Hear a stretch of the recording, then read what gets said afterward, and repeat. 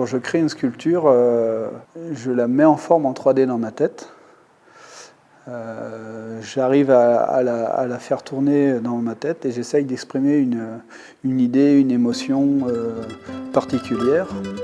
Et une fois que c'est bien défini dans ma tête, je fais en sorte de la recréer techniquement dans la réalité. Et c'est des fois très compliqué d'aller chercher les solutions techniques pour créer ce qui est virtuel en fait. Parce que des fois, en virtuel tout passe, mais dans la réalité, des fois c'est parfois compliqué de réussir à trouver les solutions pour que ça fonctionne malgré tout. Le but pour moi, c'est d'essayer de rechercher des solutions, de rechercher des techniques pour créer des illusions, la légèreté, l'amour.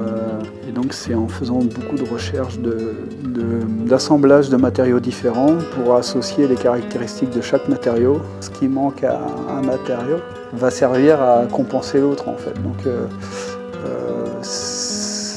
c'est de jumeler chaque caractéristique en fait.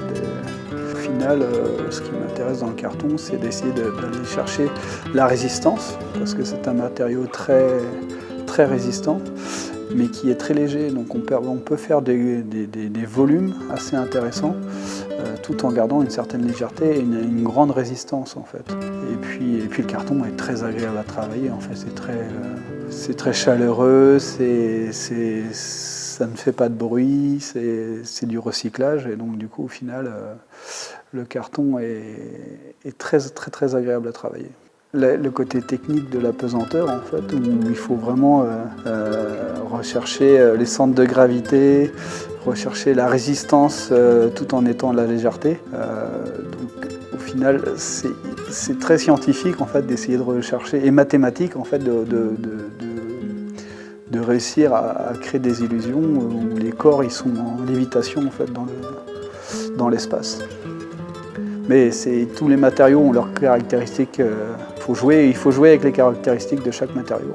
Alors dans mon travail, les particularités des œuvres fragmentées, c'est le côté tiraillé, c'est le côté fragmenté de la vie parce que tout n'est pas lisse.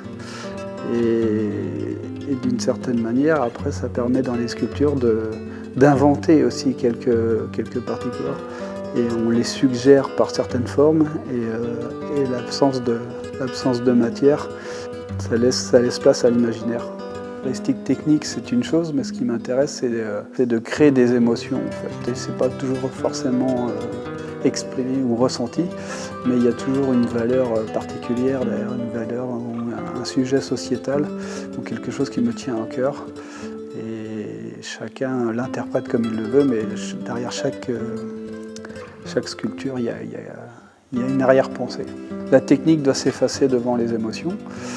Et donc d'aller chercher différentes sensations, différents ressentis et de réussir à les créer avec du simple carton ou de la matière, et ben parfois c'est assez compliqué en fait, ça marche pas à chaque fois. Et donc réussir justement à ressortir ce qu'on a dans le ventre, et ben c'est assez intéressant. La recherche de mon travail, c'est l'émotion et la poésie. Toute la légèreté et toutes les solutions techniques sont liées en fait à créer de la poésie, créer des émotions et que les gens ressentent quelque chose, leurs propres émotions en fait. Moi je crée les miennes, j'exprime les miennes et les gens doivent s'accaparer les leurs en fait. Donc,